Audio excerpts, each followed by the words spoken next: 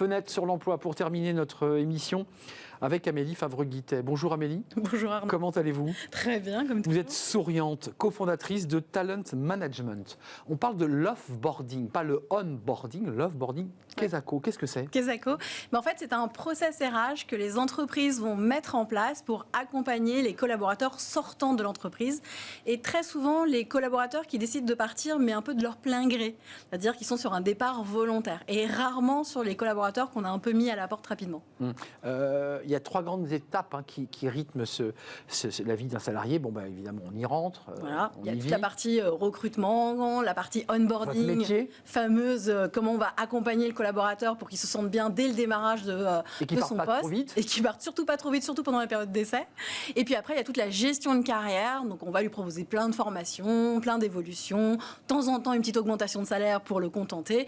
Mais on ne parle jamais effectivement de la fin, au moment où le CDI se casse. Comme je dis très souvent à mes étudiants, un CDI, ça veut juste dire qu'on ne sait pas encore quand est-ce qu'on va vous virer. Ça, c'est une formule que je trouve intéressante. Mais est-ce que ça évolue d'ailleurs? Mais les entreprises, globalement, quand elles intègrent en CDI, elles se disent, on va garder notre collaborateur toute notre vie. Et on ne pense pas à la fin, on ne pense pas au divorce. C'est ça, pas du tout. On est encore en mode de l'époque Michelin, où on espérait garder un collaborateur jusqu'à sa mort dans l'entreprise, alors qu'en fait, aujourd'hui, tous les 3-4 ans, les collaborateurs, ils ont envie de bouger, d'aller voir si l'herbe est plus verte ailleurs. Mais ça, les RH, j'ai l'impression qu'ils l'ont un peu occulté. Mais, puisqu'on a déjà évoqué ce sujet à l'occasion d'un invité qui a un outil tech sur ce sujet, l'offboarding, c'est quoi? C'est du registre des RH, c'est qui doit prendre en charge? Est-ce qu'il y a un process? Est-ce que ça existe? Est-ce qu'on a déjà un process d'offboarding ou tout ça se fait un peu comme ça à l'envi? Aujourd'hui, c'est un peu à l'envi. Il y a des process qui peuvent être mis en place, mais c'est propre à chaque entreprise. Et l'idée, c'est que ce soit fait à la fois avec le RH et à la fois avec le manager. Et on n'oublie pas le collaborateur qui s'en va, quand même, qui soit un peu au courant. Alors, le collaborateur qui s'en va, vous évoquiez l'idée, soit c'est un conflit, soit il s'en va de lui-même parce qu'il a trouvé ailleurs. Voilà. Ou qu'il veut se reconvertir. Ou qu'il veut faire boulanger alors qu'il était cadre. Mais ça veut dire que ce collaborateur qu'on laisse mal partir est un ambassadeur qui dira des choses pas forcément agréables en partant. Oui, parce que souvent il va aller sur Glassdoor, il va laisser un petit commentaire. Il est forcément plein de colère au moment de son départ parce qu'il s'est fait licencier. Et donc du coup, il va décharger cette colère sur les réseaux sociaux. Et dès que quelqu'un parlera de l'entreprise, il en parlera en mal. Alors qu'en fait, si on l'a accompagné, que ce soit de son fait le départ ou pas, eh bien ça permet d'un peu d'avaler la pilule beaucoup mieux et d'être mieux préparé pour la suite. Et donc d'être un meilleur ambassadeur. Donc ça veut dire que le manager, le service RH doit, dès lors qu'ils apprennent et que les choses sont actées bien sûr, qu'est-ce qu'ils doivent faire concrètement? Moi, je recommande souvent de commencer de discuter avec le manager en disant soit c'est le manager qui annonce que le collaborateur ne va pas rester, fin de période d'essai. L'annoncer à tout le monde aussi par ailleurs. Alors déjà, dans un premier temps, avec le collaborateur concerné. Oui, bien sûr. En seul à seul. C'est mieux. C'est mieux. Plutôt qu'en pleine réunion. Oui. Tiens, en fait, on ne t'a pas dit, mais c'est fini là. Voilà, c'est fini. Ça arrive, mais tellement souvent, ça par contre, que les gens l'apprennent au détour d'une conversation dans un couloir. Quelqu'un qui les appelle, j'ai appris que ton contrat n'était pas renouvelé. Ah, j'étais pas au courant. Donc ça arrive très souvent. D'où l'importance de mettre en place. Ça, c'est un mauvais offboarding, ça, on est d'accord. Oui, mais une mauvaise gestion RH tout court en fait. Parce que dès lors qu'un manager avertit le RH mais n'avertit pas la personne concernée, il y a des bruits de couloir qui vont concerner. Donc ça, c'est compliqué. Donc c'est le candidat, le salarié qui va discuter avec le manager, qui vont ensuite en discuter avec le RH pour valider tout le process.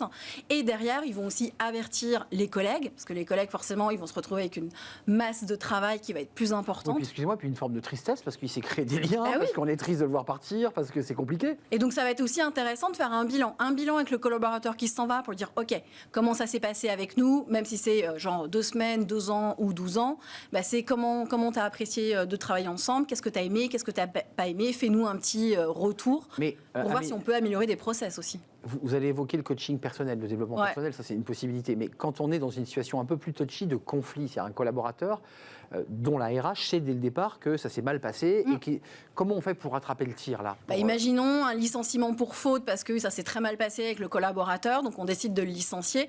C'est pareil, il est en colère, donc il faut déjà comprendre les émotions qu'il va vivre et qu'il va le traverser. Et c'est lui proposer peut-être justement un accompagnement, un coaching en disant OK, avec nous ça n'a pas matché. On a eu un coup coup de cœur et puis finalement on a fait une erreur de recrutement, ce n'est pas contre la personne qu'on en a, mais a priori par rapport à tes compétences, ça ne matche pas avec notre besoin. Et ça, à ce moment-là, c'est de dire, mais comment nous on peut t'accompagner pour que tu puisses trouver le job de tes rêves ailleurs. C'est-à-dire, ok, nous c'est pas bon, mais on veut t'aider à trouver le job de tes rêves ailleurs. Et ça, aucune boîte quasiment le fait aujourd'hui. Ça c'est vrai. En effet, on laisse la personne partir. C'est vas-y, va-t'en. Et dénigrer l'entreprise sur les réseaux sociaux, dans le pire des cas. Qu'est-ce que l'entreprise, elle ne prend pas ses responsabilités? Qu'est-ce qui se passe? Pourquoi il y a une sorte de zone grise sur ce sujet du départ? Parce que l'arrivée est plutôt... Ah bah c'est très glam l'arrivée. Voilà. On adore faire les petites photos sur les réseaux. Voilà. Avec, on annonce la photo, le titre. Le petit cahier, le stylo 4 couleurs. Ça y est, je vais intégrer la boîte, c'est génial. Le réseau social intranet. Voilà, tout le monde est ravi de dire on recrute quelqu'un de formidable, mais de dire tiens, au fait, il y a un tel qui s'en va parce qu'il n'était pas bon. C'est pas très glam, on peut pas en parler. Et annoncer et communiquer en termes de marque employeur que oui, on prend soin des collaborateurs, mais aussi on prend soin de ceux qui s'en vont. Il y a un côté un peu noir dans l'histoire et de se dire comment on peut prendre soin de quelqu'un qui s'en va. C'est pas si simple ce sujet. C'est très compliqué. Objectivement, parce que vous êtes choqué psychologiquement, en colère, donc difficile. Toute cette phase de déni que la personne va vivre. Du dialogue. Tout à fait. Excusez-moi d'aller abruptement, mais est-ce que l'entreprise, certaines qui ont les moyens de le faire, peuvent pas mettre en place aussi, et je crois que ça se fait lors de PSE, de cellules psychologiques? Oui, il y a les cellules psychologiques et puis il y a tous ces hauts placements qui existent justement quand il y a des plans sociaux où justement il y a une obligation d'accompagner tous ses collaborateurs. La cellule psychologique, elle n'est pas souvent dans les plans sociaux. C'est assez rare. Elle peut être mise en place, mais c'est vraiment au cas par cas en fonction du collaborateur et en fonction de son besoin. Mais les syndicats proposent parfois la possibilité ils peuvent le faire. Moi, je préconise que ce soit proposé pour tout type de collaborateur. Il ne faut pas attendre que la loi nous l'impose pour des plans sociaux. Quelqu'un s'en va, même un apprenti qui s'en va justement à la fin de son master ou de son bachelor et il n'est pas recruté par l'entreprise. Qu'est-ce qu'on met en place pour l'accompagner, pour l'aider à trouver le job suivant? C'est vrai, c'est l'objet souvent même psychologiquement d'une grande tristesse pour celui qui s'en va, puis aussi pour les liens qu'il a tissés avec des collaborateurs, des salariés. Il n'y a pas les mots qui vont. Pas les mots. Ça veut dire que les DRH doivent être sacrément formés quand même. Et oui, et là c'est pas le cas non plus. Là c'est pas le cas. C'est pas le cas non. Effectivement, parce que ça demande aux DRH d'avoir une petite formation de psy, de prendre en charge ce volet-là. Il faudrait peut-être une personne supplémentaire dans le service RH qui pourrait accompagner sur cette partie-là. Sinon le candidat se retrouve à Pôle Emploi complètement démuni, effondré, et Pôle Emploi qui va l'inviter à des ateliers CV alors qu'il n'est pas prêt psychologiquement à les faire. Oui, il n'est pas dans le rebond professionnel, il a d'abord besoin de digérer. C'est une petite mort en fait, ce genre de situation. Et par ailleurs, c'est dangereux, je ne sais pas si on peut le quantifier, sur la marque employeur de la boîte. C'est catastrophique pour une entreprise qui ne prend pas soin des collaborateurs qui s'en vont. Surtout qu'un collaborateur qui s'en va peut aussi revenir. L'effet boomerang, ça évidemment. Existe. Merci Amélie d'avoir clôturé cette émission. C'est un sujet central, l'offboarding, et trop peu pris en charge par les entreprises. Merci d'être venue, cofondatrice de Talent Management, qui a donc beaucoup de talent, Amélie Fabre-Guittet. Merci à vous, merci de nous regarder, merci de votre fidélité, merci à toute l'équipe, merci à notre réalisateur,